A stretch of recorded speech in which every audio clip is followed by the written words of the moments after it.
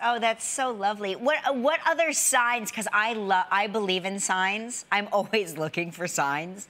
So what other signs did you, throughout the journey did you encounter? Well, it was crazy, right? So we go to the doctors. The doctor says that that the baby was due on February 15, and you'll know what that date means, by the end of the story. But we basically, we have a beautiful pregnancy, and Amanda made it look really easy. She's again, we men don't deserve you women. I mean, you guys are just a miracle from life, and to see her go through this process, just really made me understand.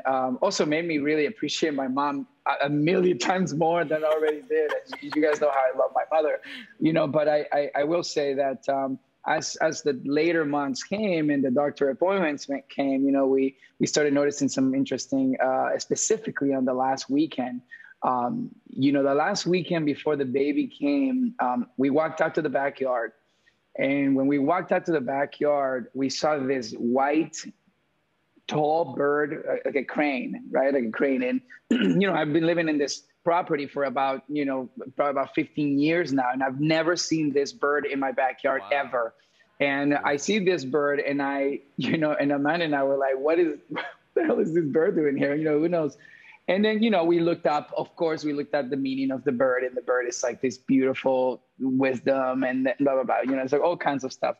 And so we go to the doctor, we go to Cedars-Sinai, which, by the way, beautiful staff. I mean, every Cedars-Sinai made it incredible for us.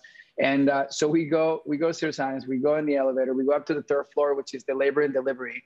And when the elevator opens and we look to the left, there was a glass case with a Japanese kind of a geisha outfit. And on the outfit, the bird was on it. And it was just kind of like, we're in the third floor here in Beverly Hills, and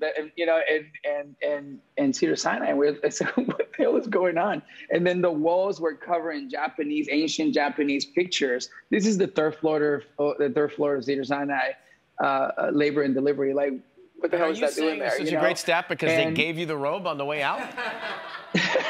I thought we'd get to keep it, Like if kimonos were like the hospital wear, because it's, of course, Los Angeles, where dreams come true. Yeah, everything is possible over here, But it really was incredible, we're like, wow, that's insane. Obviously it was kind of it was a routine thing. The baby was due. It was a couple of days before, February 15. So, so we're like, oh, it could be a couple before, a couple after. Who knows what happens, And long story short, we go home. We had our last Valentine's Day together, and at around 1:43 a.m., she wakes me up and goes, can you do me a favor? Is this what I think it is? And I go, yeah, your water broke.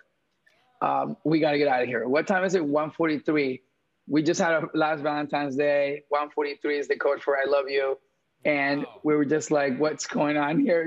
And what was insane was like, to see the Japanese references, to see the crane, her name being Nakano, after the serendipitous and really spiritual trip that her and I did to Japan. We were like, no way the baby's going to be born on February 15th. Like, that's insane. But we're on our way to the hospital, and we'll see what happens. And obviously the water breaks, so it could be any minute. And the baby was born on February 15. And the reason why that was very significant is because my fiance Amanda is a big advocate for ovarian cancer. That she lost her mom about, I think, 6.5 or 7 years ago, and her mom's birthday is February 15th. Wow. And the baby was born on one of the most incredible days, and coming full circle to that. I mean, I couldn't even. I mean, everything about this baby was meant to happen. So I'm blessed and incredibly touched to have this angel at home. What a doll baby. She's a doll baby.